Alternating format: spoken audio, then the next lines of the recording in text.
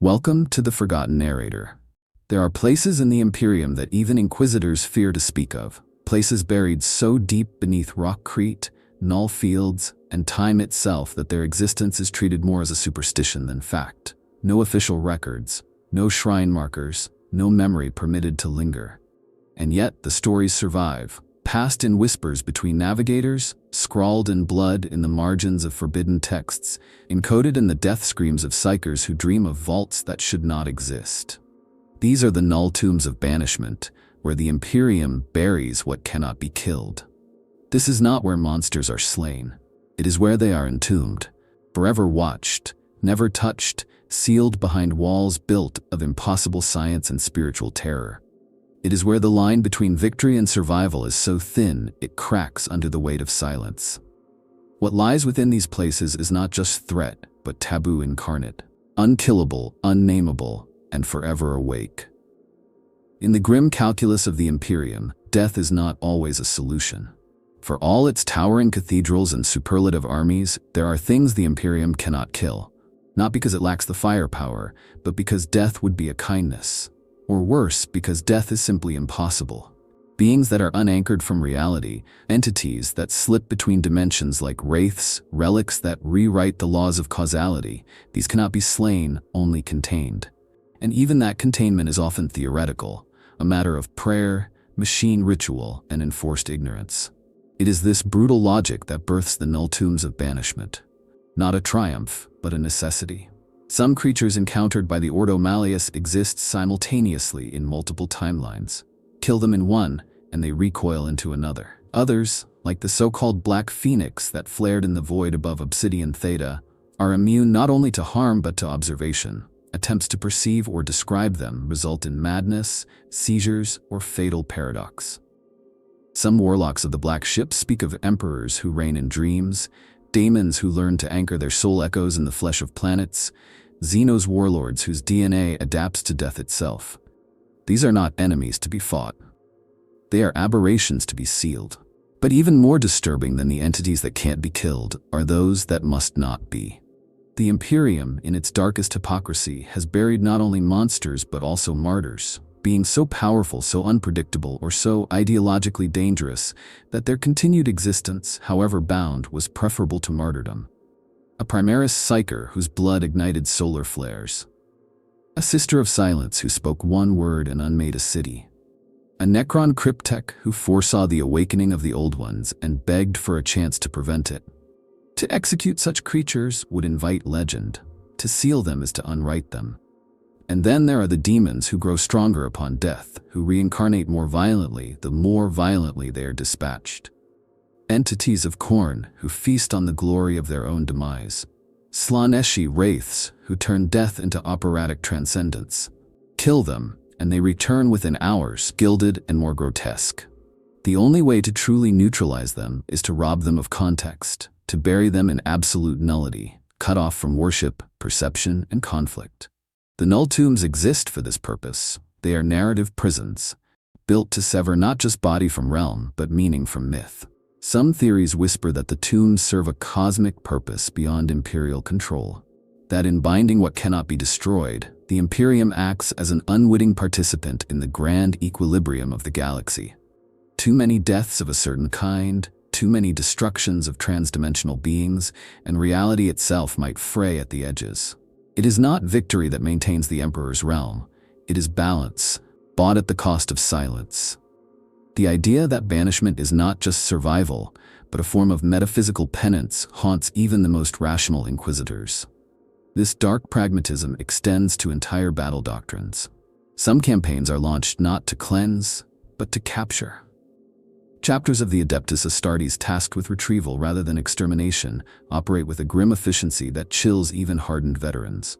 They bring with them no standard of triumph, no victory parades, only vast, humming obelisks wrapped in null robes and trailed by servitors with eyes sealed shut. Entire worlds are lost not to war but to quiet abduction.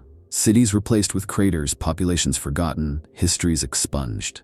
The tombs expand not as monuments to conquest, but as scars left by survival. But to build such places, to willfully imprison the unkillable, is to acknowledge defeat wrapped in cunning. The Imperium, in all its pride and dogma, admits through these tombs that it is not the master of its universe, but its janitor. That for every daemon it slays, for every heretic it purges, there is at least one horror it must merely endure. And it endures through architecture, ritual, and fear. Building not churches to worship, but oubliettes to forget. It is a theology of repression, not redemption.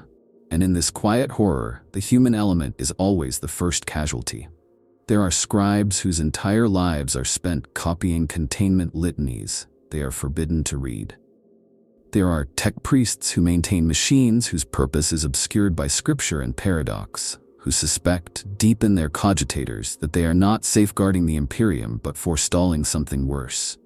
There are guards who kneel before doors that breathe, who recite oaths written in alphabets that bend space.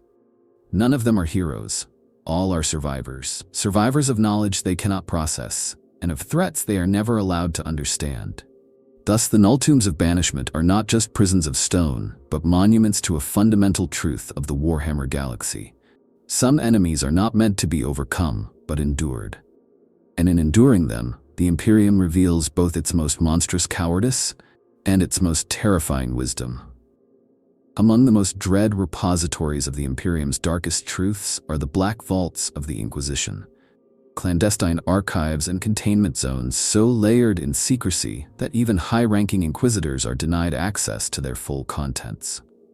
While the surface-level operations of the Ordo Malleus or Ordo Xenos are well known to those who dare peer behind the veil, the vaults represent something else entirely, a subterranean network of silence, deceit, and existential threat, where the most heretical artifacts and impossible entities are not studied, destroyed, or debated, but buried.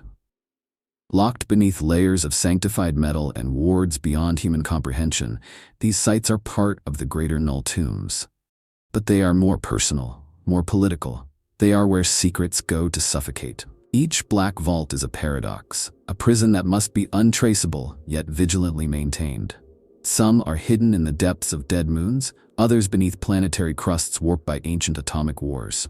One, if the rumors hold, drifts in perpetual orbit around the Eye of Terror, its inmates sealed so deep that not even the warp's fury can unmake them. These places are guarded by oath-bound kill teams, hyper-specialized Ordo operatives raised from birth to never speak, never remember.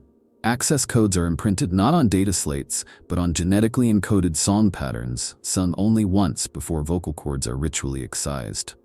The Imperium has long wrestled with the horror of discovery.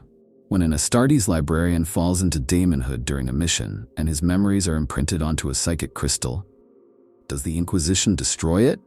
Or store it, learn from it? When a rogue Mechanicus expedition finds an AI fragment older than Mars, pulsing with necroquantum whispers, is it obliterated or quietly catalogued?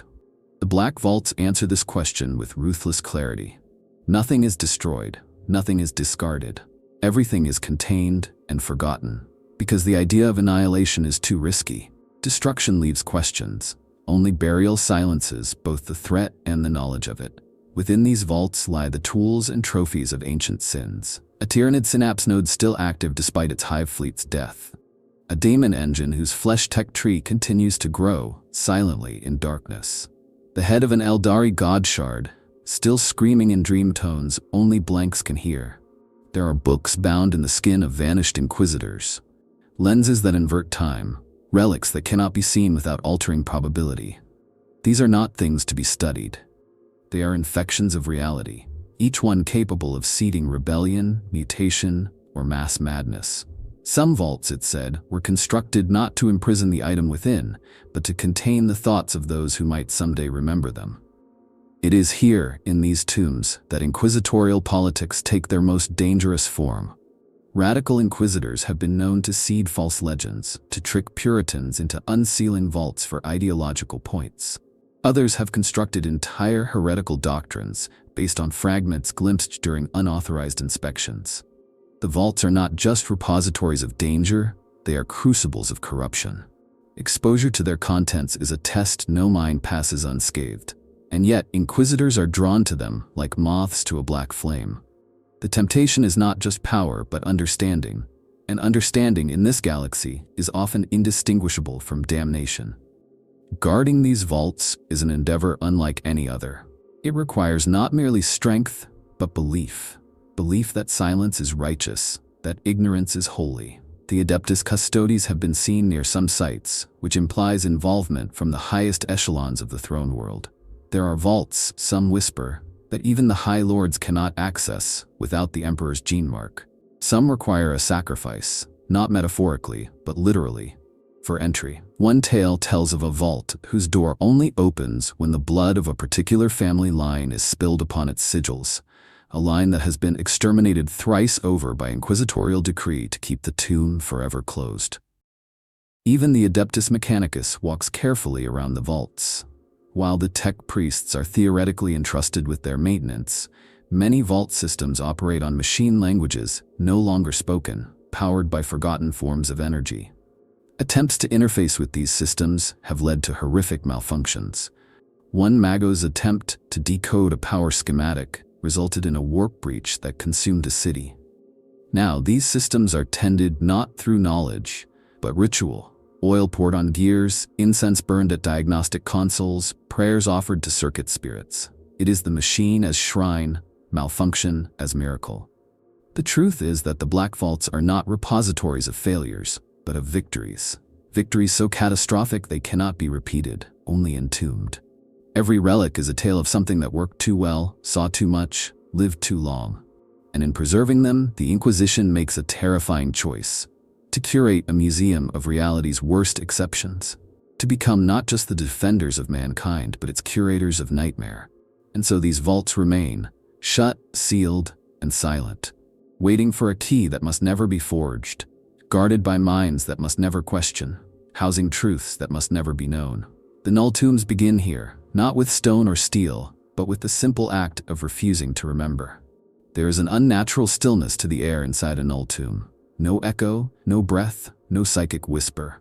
The silence is not passive, it is imposed. Every square inch of those cold halls is designed not merely to mute sound or light, but to annihilate presence itself. At the heart of this stifling nothingness lies the Imperium's most terrifying invention, Null-Tech. The science of forgetting made manifest. A blend of forbidden technologies, xenotech, lost human lore, and the tortured bodies of the untouchable. Null-Tech is the art of erasing the metaphysical footprint of a thing, of making it cease to matter to reality. Without this, the Null-Tombs could not exist. The foundation of Null-Tech is the pariah field. These are not mere psychic dampeners. They are reality sinks, localized voids of empathy, soul, and perception. Most are generated by the presence of blanks, untouchables born without a connection to the warp. But the Imperium has found ways to replicate this effect artificially, though never without cost. Obelisks inscribed with inverted runes, machines that run on reversed entropy, synthetic neural matrices modeled after dead pariahs, these are all tools of suppression. The tombs are laced with overlapping fields that stifle not only warp activity, but also spiritual cohesion. Daemons cannot merely be trapped, they must be unwritten. To this end, the architecture of the tombs is itself a weapon. The stone is not stone, but psychoreactive ceramic mined from dead moons, capable of absorbing emotional resonance. Doors are carved in impossible geometries, designs that scramble thought, symbols that loop logic back onto itself. The corridors are curved subtly to disorient. Light flickers at frequencies tuned to agitate warp-sensitive minds. The deeper one goes, the less the human body feels like it belongs. Even time starts to buckle. Some tombs are said to run faster on the inside, aging their prisoners into desiccated husks while the outer world forgets they ever existed. Others reverse time subtly, ensuring that the entity never truly completes a thought, never forms a plan. But even these measures are not enough for some of the tomb's more powerful inhabitants. For those, the Imperium turns to the highest forms of psychic encryption. Runes and wards etched by sanctioned psychers at the edge of their sanity. These are not protective signs, but chains woven of will and despair. They do not stop a daemon from acting, they bind the concept of action itself. There are reports of daemons screaming not from pain, but from the horror of being unable to comprehend their own identities, forced to relive their binding moment for eternity in psychic stasis. Some inquisitors call these sigils soul gags. And then there are the locks, not mechanical but metaphysical. Certain tombs require multiple keys that are not items but events. A scream uttered by a specific person at a specific star alignment. A memory encoded in the dreams of a long-dead martyr. A paradox spoken aloud by two minds in synchronicity. These keys are not used to open the tombs, but to maintain the prison. If they are forgotten, lost, or corrupted, the seal begins to erode. This fragility haunts the mechanicus, who must monitor the conditions not just of matter, but of meaning. Powering these systems requires energy sources both mundane and horrific. Some tombs are wired into planetary cores, siphoning geothermal heat through sacred conduits. Others run on entropy engines, machines that feed on order, slowly unraveling local causality to maintain the stasis. The darkest of all are those powered by souls, arcane devices that extract psychic essence from captured psychers, gradually feeding their despair into the tomb's core like coal into a furnace. These psychers are not prisoners, they are components, living batteries whose agony sustains containment. Even death does not free them. Their echoes are recorded and played back endlessly, but no system is perfect. Null tech degrades, pariah fields flicker, runes decay, and when they do, it is not always immediately obvious.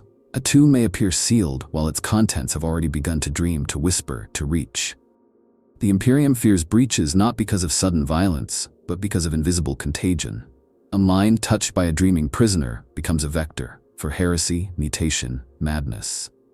That is why the tombs are inspected not by logic, but by intuition. Pariah overseers trained to feel when a silence is no longer pure, to sense the return of presence where only absence should reign. Maintaining null tech requires a constant act of denial. Many within the Mechanicus refuse to document its workings, fearing that knowledge is a vector. Instructions are passed through ritual, song, even dance, modes of communication designed to evade logical capture. Some tech priests are never taught the full mechanism of their work. They serve as living tools, tuned to adjust systems they do not understand, only feel. This is heresy by any standard doctrine, and yet it is sanctioned because it works, because it must.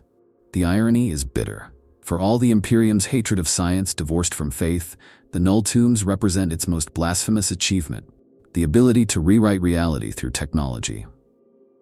These are not places of prayer. They are not sanctified by the Emperor's light. They are machines of absence, altars to ignorance, cathedrals of silence, and in them the only true worship is fear. Some things are not written down. Some are only spoken, and only once. And some are never named at all, because to name them is to invite them, to taste them in the mind, to start the slow, inexorable erosion of the soul. These are the unkillable and the unnamed, the prisoners for whom the Null-Tombs were built, not merely to contain their flesh or their force, but to sever them from the language of the living. In a galaxy filled with monsters, these are the ones that even nightmares recoil from. The Imperium does not kill them because it cannot. It does not forget them because it dare not. It buries them, and in doing so, hopes they will not remember themselves. Consider the one called the Echo Eater, if that is even a name. No records exist of its origin, only that its presence was first felt in the shrieking madness that engulfed 3 hive worlds in Subsector Vel, all within a span of days. There were no survivors, not from war, but from unbeing. Cities still stood, machines still ran, but no human mind remained. All personality, memory, even instinct, devoured. Left behind were meat shells, breathing and blind, waiting to be told how to live again. Whatever it was, it fed not on blood or pain, but on identity. When Inquisitor Belivar finally bound it using a chorus of 10 untouchables, their joined screams forming a negation harmony, the creature simply ceased to radiate. It is now kept in a vault of echo-dampening obsidian, where not even the concept of sound is permitted. Or take the Sovereign of the Eightfold Drownings, allegedly a demon prince of Nurgle so ancient that it does not decay, but reverses it. Worlds it touches are not corrupted but reverted. Flesh unages, memories revert, cities rebuild into ruinous pasts. It was bound during the Mournhold incursion by luring it into a stasis lake of null water drawn from the moons of Charon Theta. But the binding is imperfect. The tomb must be flooded every 70 hours with an exact resonance of regret, sung by a choir who have murdered their own kin. Any variation and it begins to leak remission. Several tomb attendants have become younger, more innocent, dangerously unaware of their own sins. The custodians refer to it only as the regression. Then there are those who were once imperial. Beings not born monstrous, but broken into shapes that defy redemption. In the vaults of arid magna lies what some suspect is the husk of a proto-Primaris experiment, a fusion of Emperor gene and warp-born resonance. It does not age, it does not breathe, it dreams in fire and mutters in binary. Those who've watched the surveillance feeds claim it sometimes mouths phrases from the Lectitio Divinitatis. Backward. One tech adept tried to translate. His mind collapsed into recursive prayer, looping endlessly until his death. The being is not officially acknowledged, but the tomb has 6 seals of the Ordo Hereticus and 3 marks of the Custodes. That is not a coincidence. Others were never meant to exist. Xenos anomalies gathered during the Great Crusade, crystal minds that speak only in death thoughts, flesh machines that sculpt reality through remembered trauma, objects that orbit nothing yet maintain gravitational pull. One particularly disturbing tomb holds what may be a sentient shadow. No source, no mass, just darkness that moves with intent. Captured in a skylight lattice, it occasionally forms letters, begging, not for release, but for conversation. The Inquisition has banned all interaction, not for fear of attack, but of empathy. It is feared that to pity the shadow might unravel its prison. And then there are those entities that cannot even be categorized. Like the voice that was two, an intelligence that manifests as dialogue in the minds of those nearby. The voices are always contradictory, one praising, one condemning. It was found near the corpse of a Black Templar chaplain who died smiling and weeping. The entity does not act. It does not harm. It only speaks, and through speech, it fractures will. An entire strike team turned on itself in confusion and self-judgment. Now it is sealed in a vault of silence, surrounded by living pariahs who do not dream and do not listen. But the most horrifying prisoners of the Null-Tombs may not be monsters at all. They may be saints, too powerful, too unorthodox, too beloved to be allowed to die. Imagine a sister of battle whose miracles grew more violent, whose prayers began to override commissar orders and even planetary edicts. Imagine a child psyker whose nightmares corrected reality, whose fear rewound battles into unwinnable loops. These are not villains, they are anomalies. Dangerous because they prove that power does not flow only from the Emperor or that his will can be interpreted in ways not sanctioned by Terra. Their tombs are built not out of hatred, but fear of hope ungoverned. No names, no songs, no records. That is how the Imperium deals with the unkillable. It buries them in the concrete of unknowing, wrapped in silence so thick it chokes memory itself. But memory is not so easily slain. And sometimes, in the stillness between moments, the tombs pulse, not with rage or longing or hunger, but with awareness. They know what they are, they know where they are, and they are waiting. The silence does not always hold. Even with all the layers of psychic wards, pariah fields, null tech, and the sheer mass of stone and secrecy, sometimes the locks fail. When it happens, it is never immediate, never loud, not at first. It begins with a flicker. A forgotten machine glyph changes subtly. A pariah experiences a moment of empathy. A whisper echoes in a chamber where there is no air. The breach announces itself not in chaos, but in the undoing of patterns. And then, once unnoticed for too long, the tomb opens, and the impossible escapes. The most infamous breach is still spoken of in fragmentary tones by the Ordo Malleus, the reclamation of Vault Kappa 9 on the dead world of Orison Prime. The tomb held a being referred to only as the Stained Martyr, a humanoid entity preserved in eternal stasis, its body in a continuous state of transformation, weeping, healing, bleeding, reshaping. Its binding was maintained by a looped paradox, a logic matrix that convinced the entity it was simultaneously alive and dead, free and captive. But the code began to degrade. One priest added a flourish to a ceremonial inscription. That flourish introduced ambiguity. The paradox unraveled. What emerged was not a monster, but a question given form. The martyr walked through walls that forgot they were walls. It bled on cogitators and made them dream. It spoke in voices that triggered memories no one had ever lived. By the time the Ordo recontained the entity, with the aid of 3 silent sisters who sang its name backward until it collapsed, half the vault complex had become a recursive shrine to events that never happened. The survivors were quarantined not because they were infected, but because their timelines had become unstable. Other breaches are less dramatic, but no less fatal. One tomb on the desert moon of Gore-Valtess held a caged warp mote, a proto-demonic consciousness incapable of forming thought but still dangerous due to its potential. It was bound by stasis fields tuned to anti-thought frequencies, broadcast by a choir of lobotomized psychers. One day, a stray meteor storm interrupted the frequency for just 9 seconds. The mote did not escape, it merely learned. It remains inside the tomb, still contained, but now aware. It knows its name, and it waits. Sometimes the failure is human. A custodian falls in love with the whispers. A tech priest, burdened by centuries of ritual ignorance, decides to understand. Inquisitor Seraphax of the Ordo Xenos once broke protocol to investigate a tomb rumored to hold a pre-imperial AI fragment, something bound in loops of anti-logic. What he found, he never described. But afterward, he ordered the tomb opened and installed a device of his own design. 3 years later, entire sectors lost astropathic coherence. The Imperium blames warp storms. The vault was found melted from the inside, lined with crystallized blood that sang until it was shattered. There's also the phenomenon of latent reversions, breaches that unfold backward. The tomb never opens, the entity is never seen, but events begin to reverse themselves. Watchers undie. Sigils unwrite. Stone resoftens. It is as if the tomb's prisoner is exerting influence retroactively, unmaking the very fact of its imprisonment. These are among the most feared failures, for they leave no enemy to fight, only questions with teeth. And when full escape occurs, the Imperium rarely reacts with war. It reacts with erasure.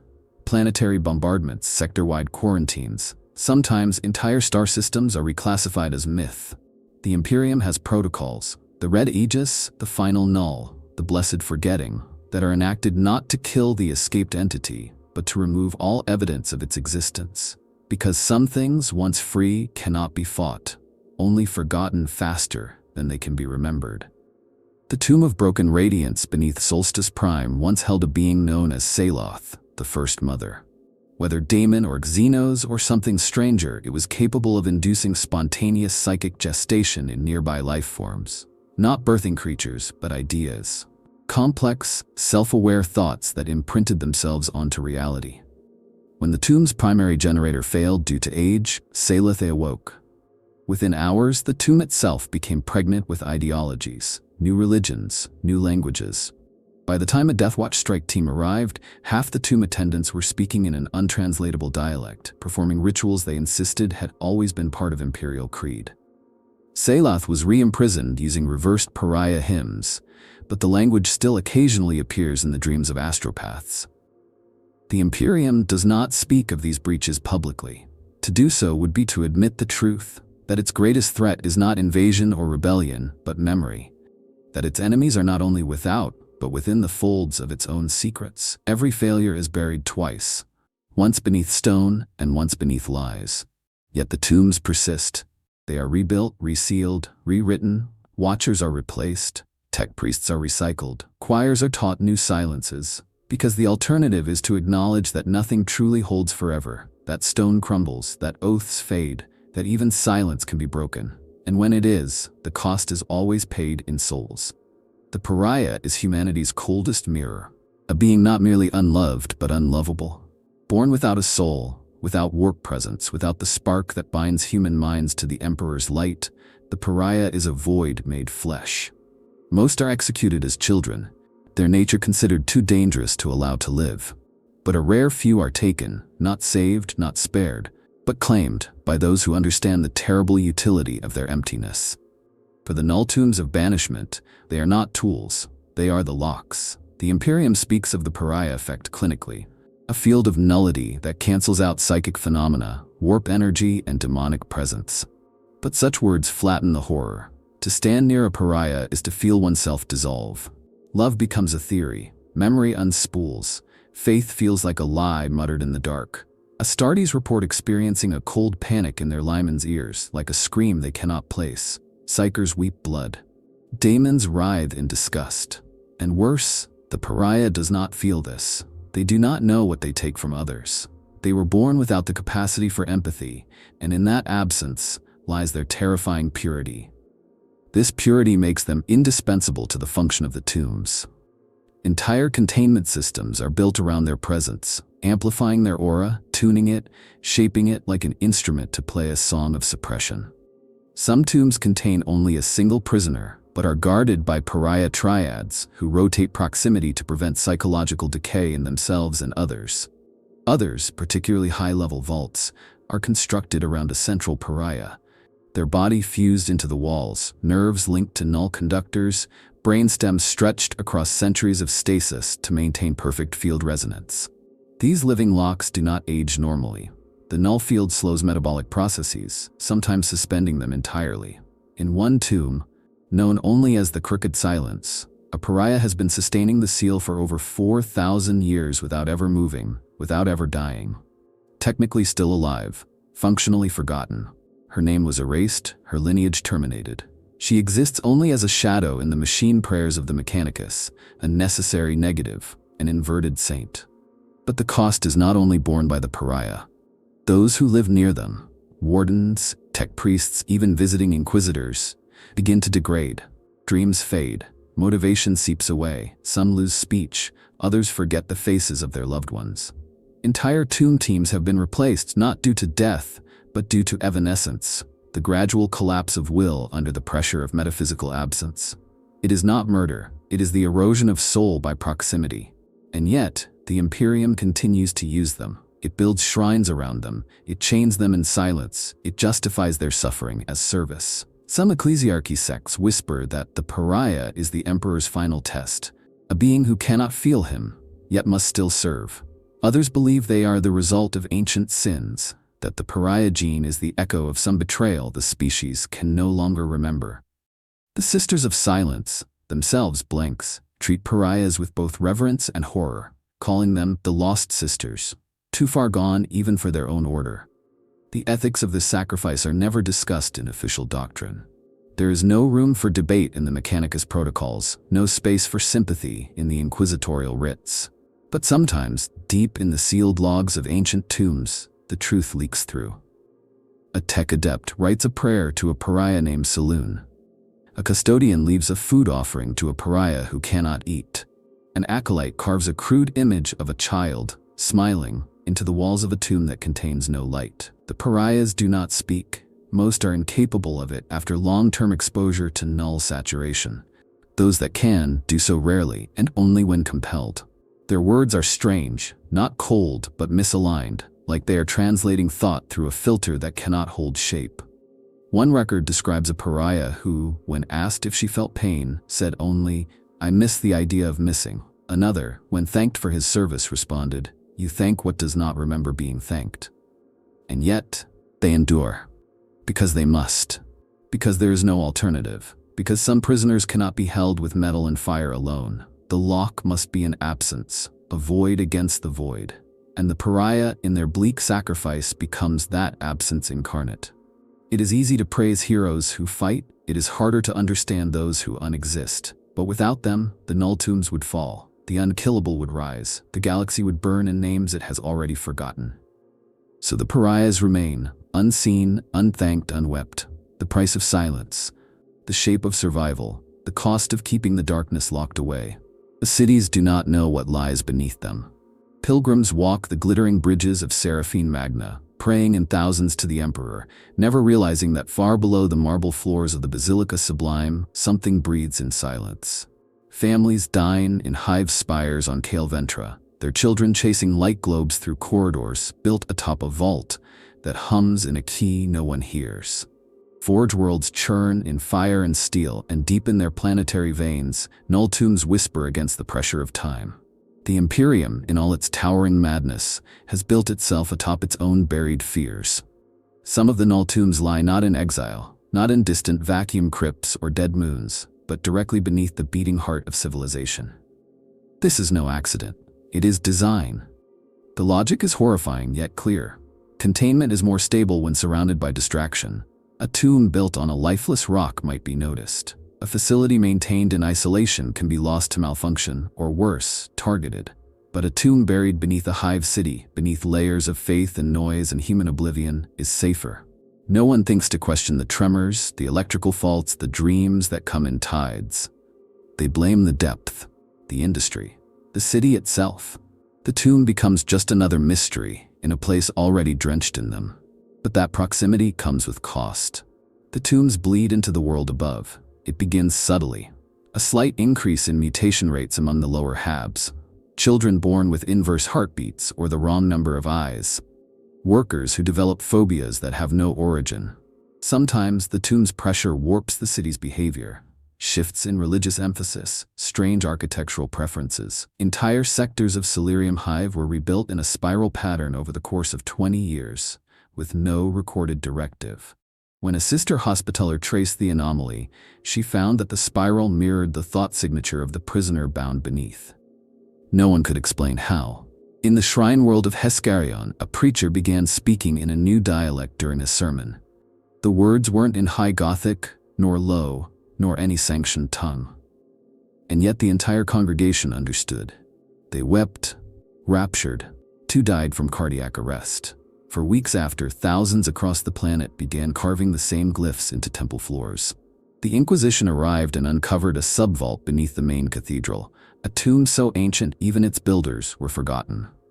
The entity inside had no form, only meaning, and it had begun to ascend through proximity alone. The vault was resealed, the preacher incinerated, the language purged from every source, or so they say. Not all effects are negative, at least not at first glance. Some cities see inexplicable technological advances. A forge district suddenly discovers a more efficient plasma flow method.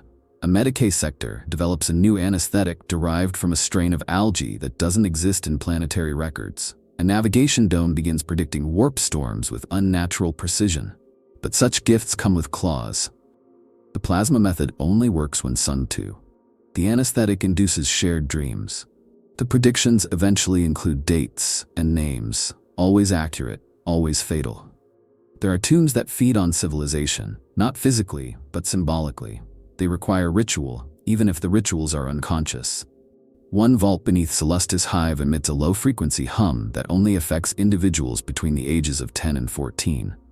These children begin to draw spirals, recite names in their sleep, develop an obsession with climbing. Some vanish. The local clergy insists it's just a phase. The vault below has not been inspected in 3 centuries. The Mechanicus monitoring station went silent decades ago. And in some rare, chilling cases, the city knows, not consciously, but in its bones, in the rhythm of its life. These are the cities that sing in their architecture. The ones with forbidden colors, with sealed sublevels no map includes. Places where the people light candles not for the emperor, but the sleeper. Where lullabies include phrases like, "He waits, so we may live." These cities are not heretical, they are obedient. Perfectly, chillingly so. They know the tomb breathes, they do not wake it. One inquisitor once theorized that the emperor wants these tombs beneath us, that by forcing humanity to build over its nightmares, he makes us stronger, teaches us vigilance, humility, and faith through proximity to damnation. Others call it madness, a logistical oversight, or worse, an act of desperation, burying what cannot be handled where it can be ignored. Whatever the truth, the fact remains. Many of the Imperium's greatest triumphs are built atop its greatest fears. Pilgrims tread stone that seals daemons. Armored convoys rumble above stasis fields. Children are born above prisoners that dream in screams. The galaxy turns, unaware. And in the dark beneath, the tombs wait. Pressed beneath the weight of prayer and steel and blood, they endure. Not because they are strong, but because we forget. Because we let them. Because we must. The vault is sealed, triple warded, quantum locked, null fields humming at full strength. But you still feel it watching you. That is the terror of the tombs that gaze back. Not all null tombs are prisons. Some are lures, or mirrors, or worse, conduits. The Imperium built these structures with the intention to contain, to suppress, to erase. But what if some of these entities allowed themselves to be caught?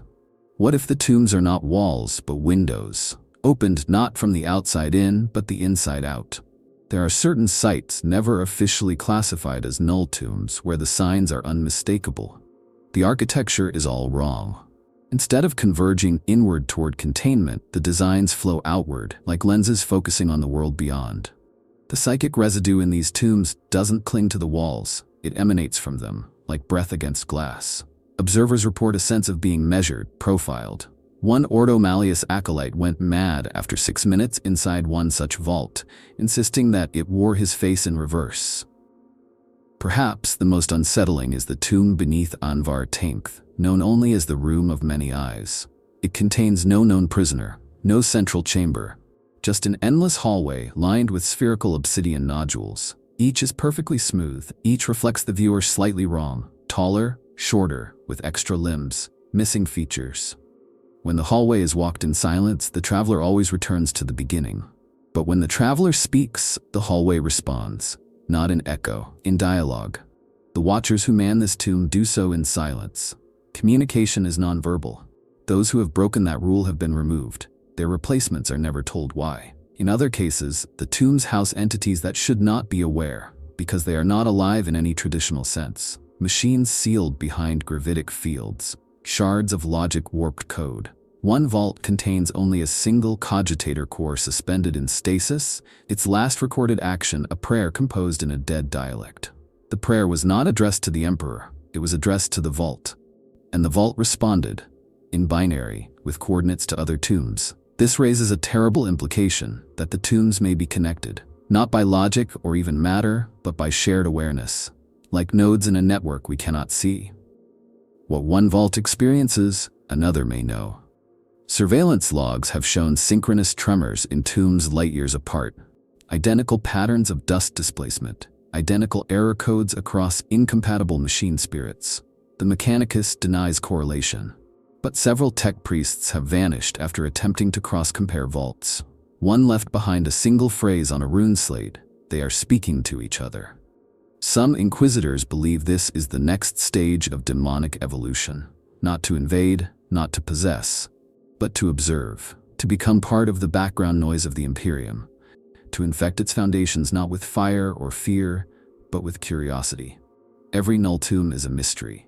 Every mystery demands resolution, and in that desire the tombs find purchase. They do not need to break free, they only need to be understood. Worse still are the tombs that copy. A rare few seem to manifest duplicates of nearby observers, flickers in the corner of one's eye, repeating gestures, mirrored thoughts. One vault reportedly displayed a real-time reflection of an Adeptus Astartes who had died 3 decades prior. The reflection aged as time passed. When its eyes bled, the real corpse exhumed for study also showed signs of recent hemorrhage. This tomb was sealed within another tomb, and that entire district of the world above was abandoned. The phenomenon of dream leak is another sign. A vault may be perfectly intact, yet dreams of those living nearby begin to shift, aligning with the same symbols, same words, same fears. Entire garrisons start drawing the same sigils in their sleep. Priests report preaching sermons they've never read. When interviewed, they describe sensations of being guided, not compelled, not possessed, but encouraged, as if someone or something were nudging from behind the curtain. If these are not escapes, then what are they? Some radical scholars suggest that certain tombs never held prisoners at all, that the Imperium built the tombs on instructions given to them by the entities themselves, that the very notion of the null tomb was seeded into human thought as a trap, not for daemons, but for the Imperium's own faith, to convince it to bury what should never have been touched, to hide what was never meant to be seen, to keep sacred the act of forgetting. But how do you guard something that is watching you? How do you seal a door that opens inward? There is no doctrine for this. The Inquisition does not admit it. The Ecclesiarchy denies it outright. But the watchers of these tombs know. They feel it when they sleep. They feel it when they weep, which they do, often, and without cause. Because something sees through the vault walls. Something knows your name. Not to hurt you, not yet, just to know. And sometimes, knowledge is worse than death. They called it heresy. They called it madness. They called it treason, sedition, blasphemy in thought and action. But even in a galaxy ruled by fear and silence, there are those who look at the null tombs and ask, why? Why bury what cannot die? Why imprison what may not even be evil? Why seal away the unexplainable, when understanding might be the key to survival? These heretics, for that is how the Imperium sees them, do not wear horns or praise the ruinous powers. Many are inquisitors, Astartes, imperial scholars. They do not seek to destroy the Imperium, but to reshape it, to challenge its assumption that containment is always the answer. They believe in dialogue, in examination, in mercy. And for this, they are hunted. The radical faction of the Inquisition, known as the Reconcilers, once proposed that some of the beings within the Null-Tombs were not enemies, but victims. Ancient intelligences, proto-sentient warp echoes, even forgotten imperial experiments buried not because they were threats, but because they were proof of how fragile the Imperium's truth really is. The Reconcilers did not seek to unleash these entities. They sought to speak with them. One cell established contact with a sealed warp-resonant AI on Darien 5, not to befriend it, but to ask it why it still sang hymns to the Emperor. The results were catastrophic. The machine revealed nothing, but its voice, calm, inquisitive, human, was enough to fracture the minds of 3 interrogators. The rest were executed for heresy. The tomb was reclassified and buried under a mountain range. The AI still sings. A rogue librarian of the Blood Ravens, known only as Malakant, believed that one of the tombed entities was a piece of the Emperor's own shattered soul, a fragment of his forgotten past, cast adrift in the warp and bound by accident. Malakant's heresy was not in his theory, but in his attempt to commune. He entered the tomb on foot, with no backup, no plan, no weapons, only prayer. He was never seen again. The wardens say the tomb grew quieter after that. Some argue that there is no heresy in seeking peace. A radical chaplain on Volgus 13 preached that one of the tombs housed an angel, not metaphorically, but truly. A being of such purity that its very existence threatened the ecclesiarchy's monopoly on holiness. He cited dreams, omens, and the uncorrupted state of the surrounding tomb despite millennia of neglect. He gathered followers, his sermons spread. When the Inquisition arrived, they found no rebellion, no chaos, only a growing crowd of hopefuls, sitting in silent vigil above the tomb, waiting for the day it would open. The crowd was bombed. The tomb was sealed deeper, but the sermons still circulate. Whispered, reverent. Even some Xenos, forbidden, hated, hunted, have spoken of what lies within the Null-Tombs. A captured Eldari Farseer once warned her interrogators, "You lock away what you do not understand. One day, the locks will break, and you will find your jailer was your god." She died in agony. Her last word was a name, Valiran. No record exists of who or what that is, but one tomb on a dead world bears that name, inscribed in perfect Gothic, despite being sealed for over 10,000 years. The most dangerous heresy is not belief in the prisoner's innocence. It is the belief that we need them. That the horrors within the Null-Tombs might hold knowledge, forbidden, terrible, necessary. That in an age of extinction, we cannot afford silence anymore. That the Emperor himself might have intended us to learn. Not from the ecclesiarchy, not from the Inquisition, but from the abyss. That truth might lie not in purity, but in contamination. Not in light, but in shadow. A splinter group within the Adeptus Mechanicus, the Red Disciples, holds that the tombs are failed data vaults, not prisons, but archives. That their strange mechanisms and layered consciousness patterns are not signs of corruption, but purpose. They have tried to decode the tomb languages, interpret the hums and feedback loops. They believe the tombs are trying to communicate, not in words, but in experience. The price of their pursuit has been high. Many have gone mad. Some have gone missing. But they persist. These heresies do not spread like fire. They drip like water. Slow, patient, inevitable. They take root in those who have seen too much, who can no longer accept the blind faith that silence is always safety. They fester in those who ask if the Imperium's greatest fear is not what lies within the tombs, but what those prisoners might reveal about the Imperium itself. Because mercy is not weakness. Understanding is not surrender. And sometimes, the only way to survive a nightmare is to wake it up and ask its name. For that, these heretics burn. But their questions remain. The cult Mechanicus teaches that all knowledge is sacred, and yet even it has vaults it will not map, diagrams it will not decode, rites it performs with averted eyes. The Null-Tombs do not merely house forbidden entities. They are themselves machines beyond comprehension. Tombs built not by man alone, but by dead gods, lost allies, and whispered intelligences. There are sigils the Mechanicus does not translate because the last Magos who did so tore out his own mind. There are engines still turning, whose purpose is unknown, but whose failure would erase half a sector. These are the secrets the Mechanicus will not name, not because it cannot, but because it fears to. In the blackest cathedrals beneath Mars, places even the Fabricator General walks with reverence, there are halls of blueprints bound in chains, designs older than the Imperium itself. Some of these match the inner structures of certain Null-Tombs. This suggests that the Mechanicus did not invent the tombs, they inherited them, or worse, reverse-engineered them. Perhaps from the dark age of technology, perhaps from Xenos civilizations long extinct, or perhaps from sources not of this galaxy at all. One theory, whispered among the bladed cog, holds that the earliest tombs were not prisons, but anchors, devices meant to stabilize reality during the first warp incursions. Over time, as their original functions were forgotten, they became containers. The entities were not the problem. They were part of the solution. And now that they're sealed, the galaxy tilts ever further into madness. There are machines in these tombs that defy classification, consoles that respond only to dreams, levers that operate on emotional state, pressure plates that register intention, not weight. One Mechanicus report tells of a vault door that opened only after the priest attending it reached true despair. Another machine, resembling a mechanical flower, slowly rotates to follow the least confident observer in the room. It only stops when no one is watching. The tombs are filled with sigils that move. Not animated, not mechanical. They alter their shapes over time, as if reflecting external events. One glyph was observed to change every time a particular inquisitor spoke.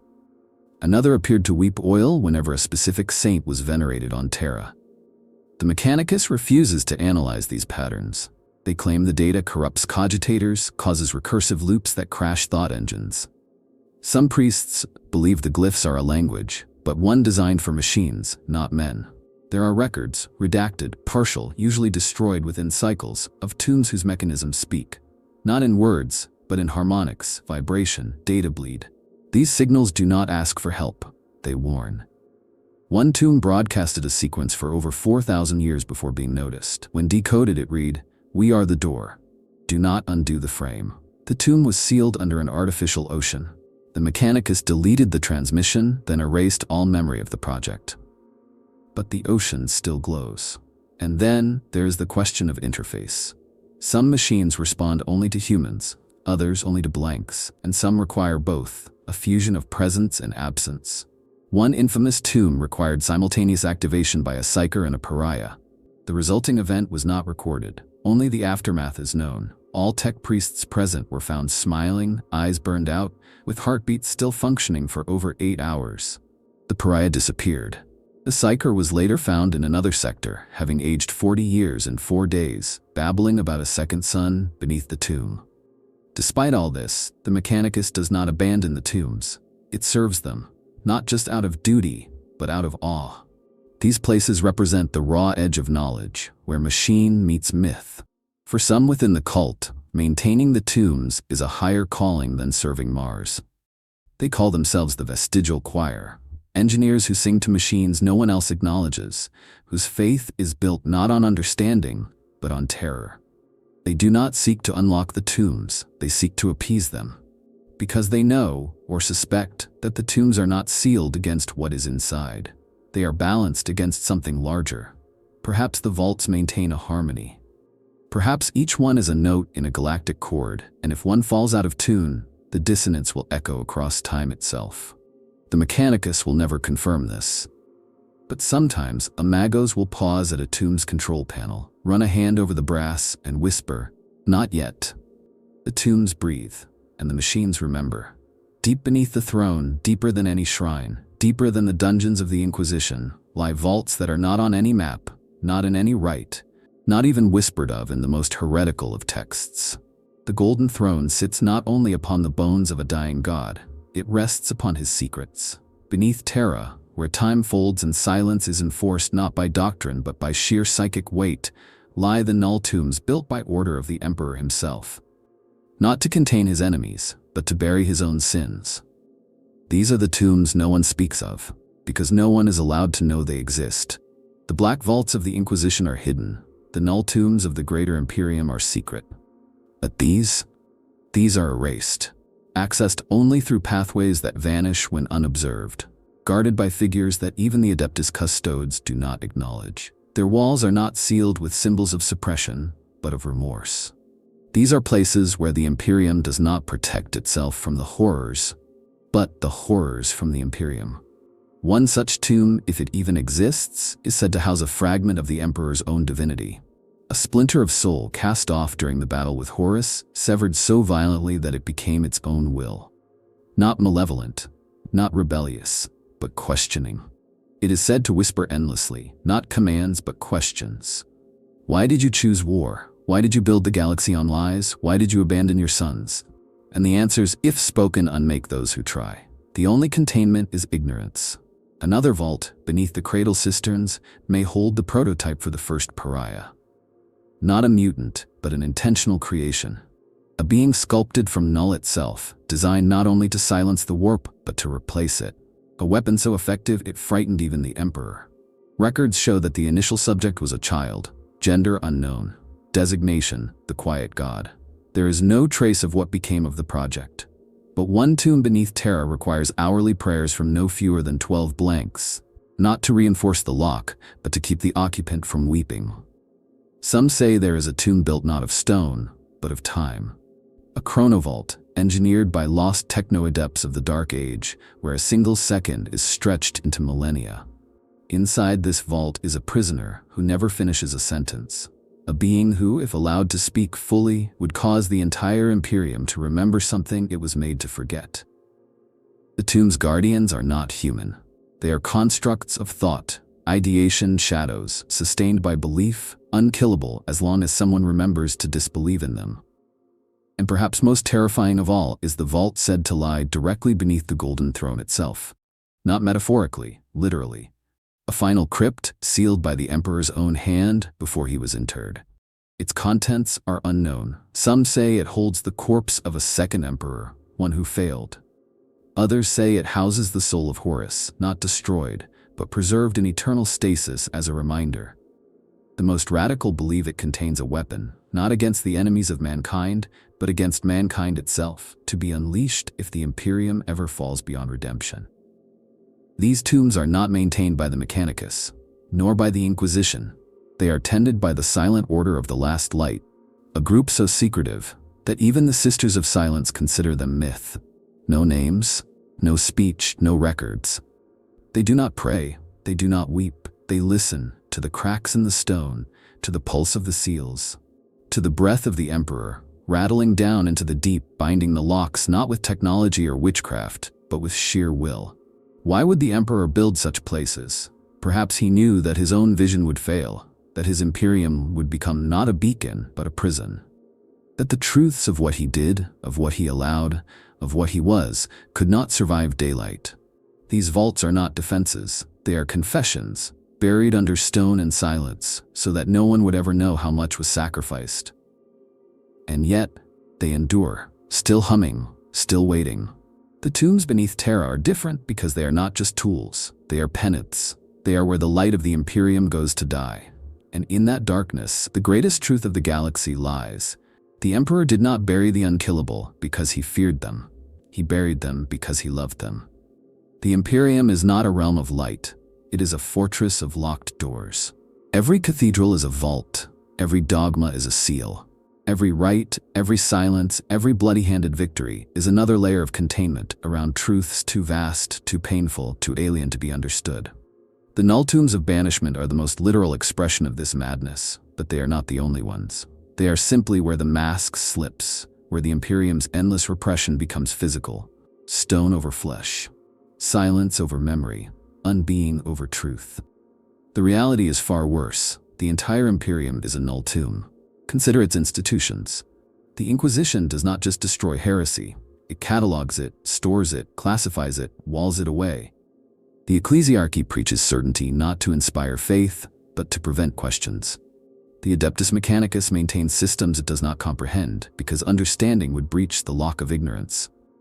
Even the Black Templars, holy warriors of undying zeal, do not seek to cleanse the galaxy of evil, but to drown it beneath a tide of ritualized violence, so no one asks what evil actually is. And yet the darkness persists, because the foundation is flawed. Because the Imperium's greatness rests not on strength but on amnesia. Every victory it celebrates is built upon a lie it buried. Every enemy it defeats is a reflection of a sin it cannot atone for. Chaos exists because it is us, magnified. The Xenos thrive because they remember what we erased. The greatest horrors in the galaxy are not those that escaped the tombs, but those that built them. There are vaults on worlds that no longer exist. There are tombs sealed so tightly that they warp the local stars.